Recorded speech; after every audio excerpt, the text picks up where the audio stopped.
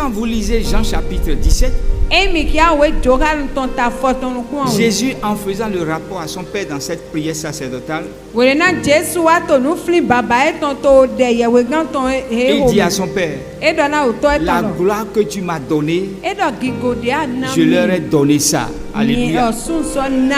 Donc, de quelle gloire on nous a glorifié?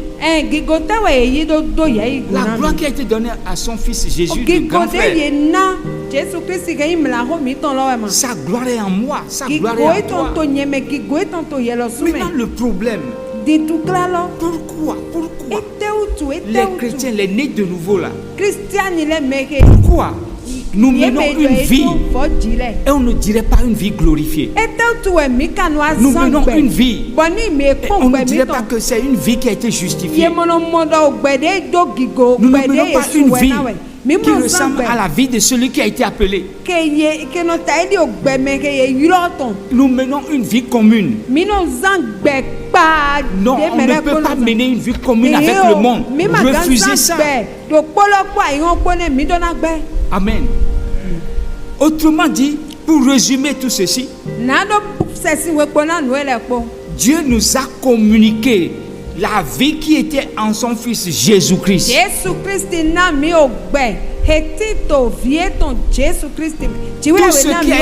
Tout ce qui était en Jésus, la nature divine qui était en Jésus, et avec lesquels Jésus a fonctionné sur cette terre, jusqu'à écraser totalement le diable, nous a été confié à toi et à moi, à chacun de nous. Partout où peut avoir les chrétiens, c'est ce que Dieu a fait.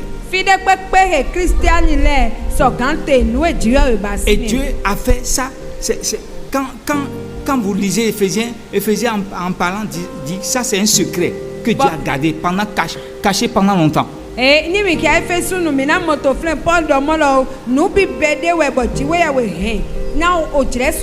l'apôtre Paul dit maintenant, si c'est comme ça, qu'est-ce qu'on peut dire par rapport à tout ça? Donc, Dieu est avec nous. Dieu est en nous. Comme il était dans son fils Jésus. Si c'est comme ça, qui est cet ennemi-là qui peut être mon ennemi? Qui peut me combattre? Je ne sais pas si vous comprenez. Qui peut être mon ennemi? La mort, il va le dire quand au verset 33. Il dit, qui accusera les élus de Dieu? C'est Dieu qui nous justifie. Qui les condamnera? Bien plus, Jésus est ressuscité. Il est mort, il est ressuscité. Verset 35. Qui va me séparer de l'amour de Christ? Sera-ce la tribulation, l'angoisse, la persécution, la faim, la nudité, ou le péril, ou l'épée? Rien de ces choses ne peut me séparer de Christ. Pour celui qui a compris cette vision de Dieu qu'il a pour nous, et ce qu'il a fait de nous, l'apôtre Paul ayant compris ça, il dit, il n'y a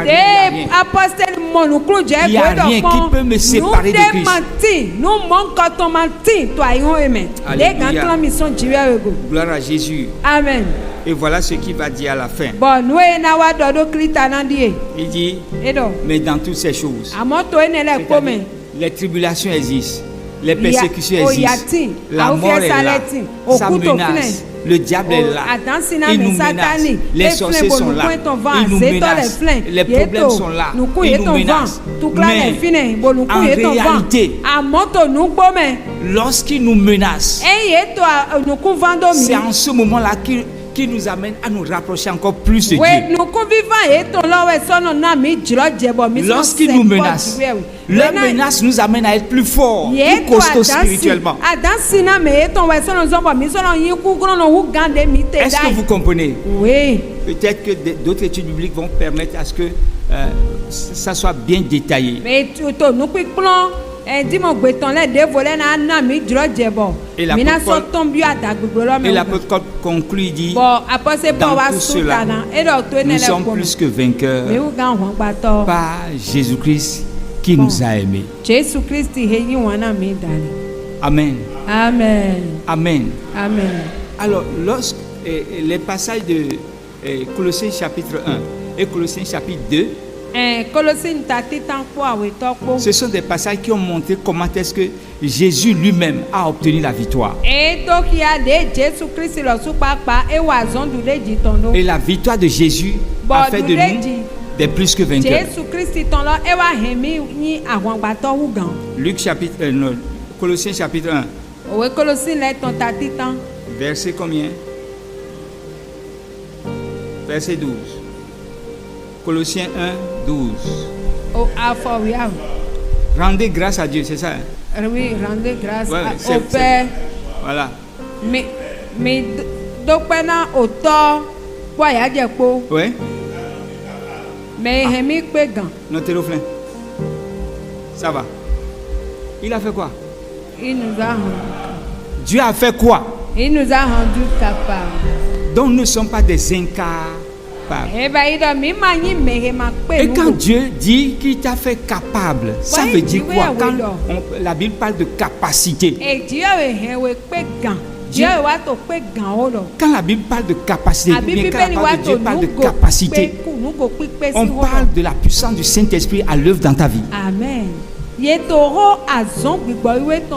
Est-ce que vous comprenez? Il nous a rendus capables par le Saint-Esprit qui fonctionne en nous. Dans Acte 1, 8, Jésus dit à ses disciples, mais vous recevrez une faiblesse. Ah non, jamais. Vous allez recevoir l'échec, la confusion, pas ça. Mais vous allez recevoir quoi? Une puissance, la capacité. La capacité, vous allez recevoir la capacité. Pas la capacité des muscles physiques, non. Pas la capacité intellectuelle, non. Pas la capacité de ce monde, non. Mais la capacité divine.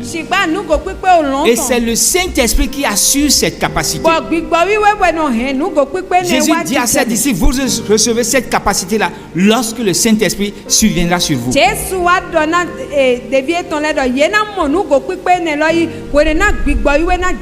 Quand Jean-Baptiste a baptisé Jésus, Jésus, fils de Dieu, Jésus Dieu, quand il a été baptisé, les cieux étaient ouverts. Il a reçu quoi? Il a reçu quoi? Le même Saint-Esprit. Le même Saint-Esprit. Le même Saint-Esprit est descendu sur Jésus. Luc chapitre 4 verset 1 le dit. Et au verset 16, quand il a reçu le Saint-Esprit, ce même Saint-Esprit-là va déployer en lui sa force et sa puissance. Et le verset 16 dit, il a été maintenant revêtu de la puissance, de la capacité divine. Alléluia.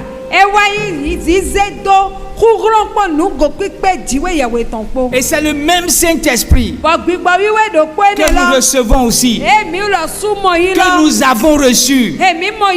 C'est ça que tu as reçu. C'est ça que j'ai reçu. Maintenant, qu'est-ce qui s'est passé? Mais qu'est-ce qui se passe?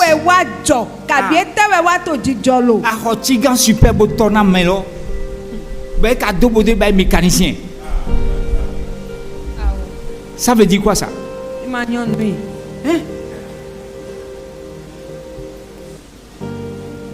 Tu achètes bazin tout neuf. Ah, bazin, J'avais un ami comme ça, c'est un homme de Dieu. C'est un très beau gars. Un très beau gars. Alléluia. Amen. Mais tellement qu'il est négligent. Et quelqu'un lui a cousu Agbada 3 pièces bazin. 2 tons. 2 tons. Et quand il a porté ça, il était vraiment beau. Très joli. Mais mon frère, il laisse traîner ça par terre. Et ça ramasse et boue et poussière, toutes les saletés. Il s'en fout.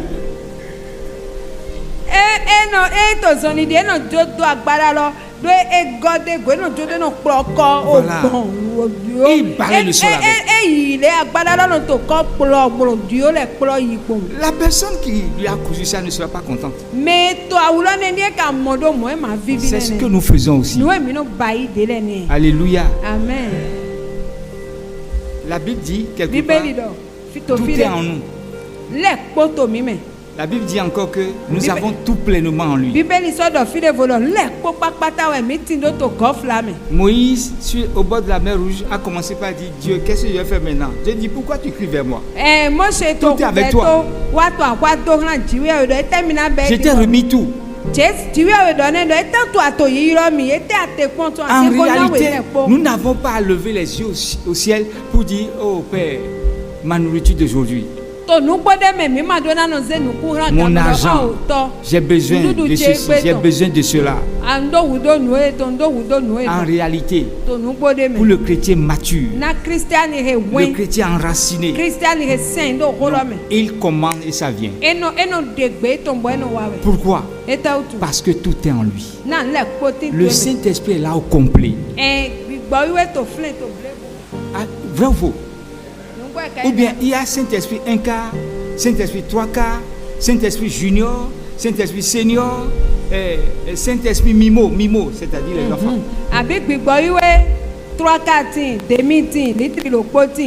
Le même Saint-Esprit que Christ a reçu, c'est le même Saint-Esprit que nous avons reçu. Mes frères, mes sœurs, réveillons-nous, attachons-nous à Christ. C'est pourquoi la communion avec le Saint-Esprit est importante. L'intimité avec le Saint-Esprit. Ce que nous n'aimons pas, ce que nous ne voulons pas. On ne peut pas vouloir quelque chose de son contraire. C'est pourquoi notre vie chrétienne est une vie chrétienne vulgaire. Mais je vous dis, si nous acceptons, nous reconnaissons que Dieu a tout déposé en nous et que vraiment nous nous attachons au Saint-Esprit. Nous menons une vie d'intimité. Ce n'est pas prier, aller prier 1 heure de temps, aller prier 2 heures de temps, et ça fait peut-être encore dans 3 jours, bien dans une semaine. Ce n'est pas ça. Il faut passer du temps précieux avec Dieu. Ayez cette habitude-là. Des gens l'ont expérimenté et ça a changé leur vie jusqu'à aujourd'hui. Ça a changé beaucoup de choses dans leur vie. Ça change jusqu'à changer ta compréhension des choses. Ça développe ton intelligence. Le Saint-Esprit est là, il est là. Mais nous l'empêchons de fonctionner en nous. Nous l'empêchons de faire ce qu'il doit faire en nous. Et beaucoup d'entre nous sommes des enfants de Dieu, mais des enfants nés. Nous souffrons du kwashiorkor spirituel.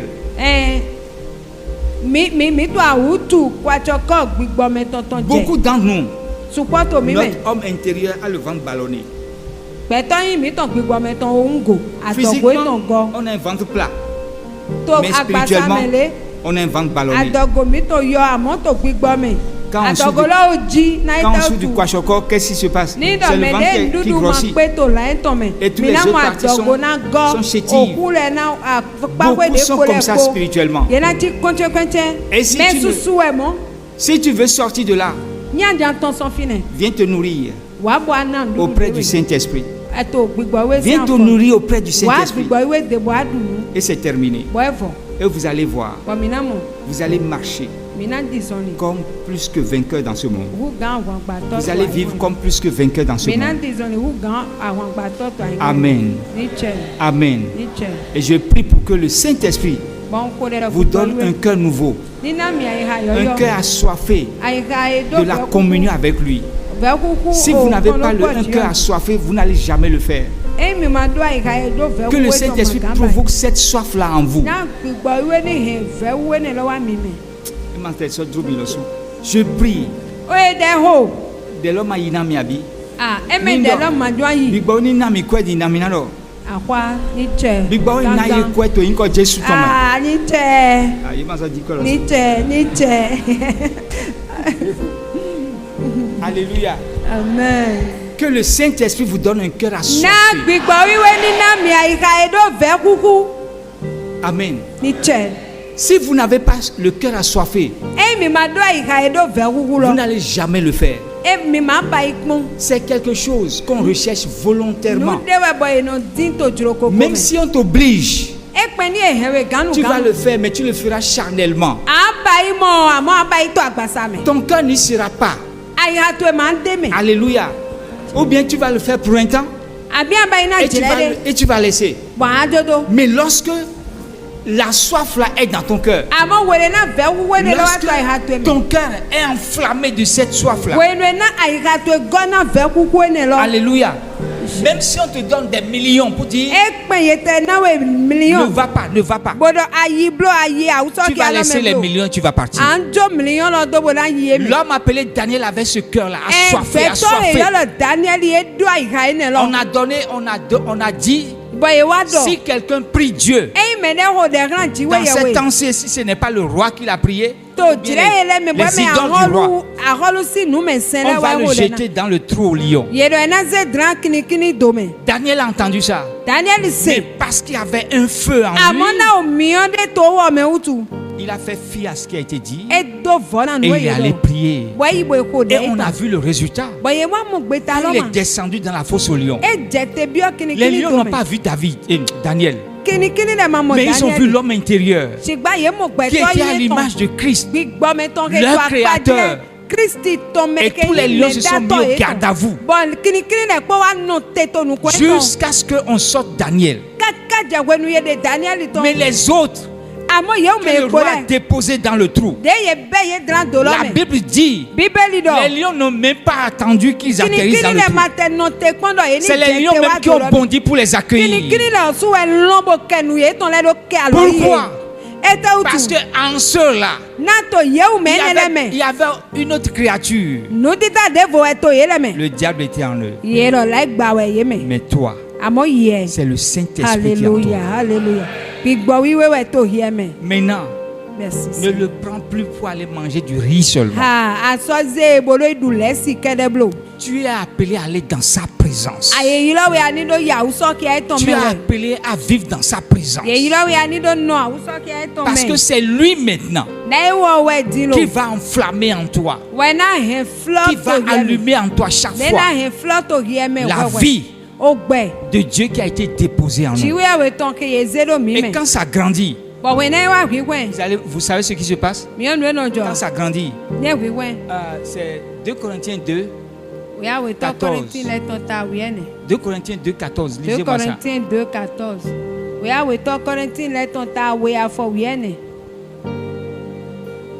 Grâce rendue à Dieu, qui nous fait toujours triompher en Christ, et qui répand par nous en tout lieu l'odeur de sa connaissance. Tu deviens porteur d'environnement. C'est-à-dire, quand tu bouges, il y a un environnement en toi. Il y a une atmosphère en toi. L'atmosphère divine est en toi. Et tu répands ça. Tu répands ça. Tu répands ça.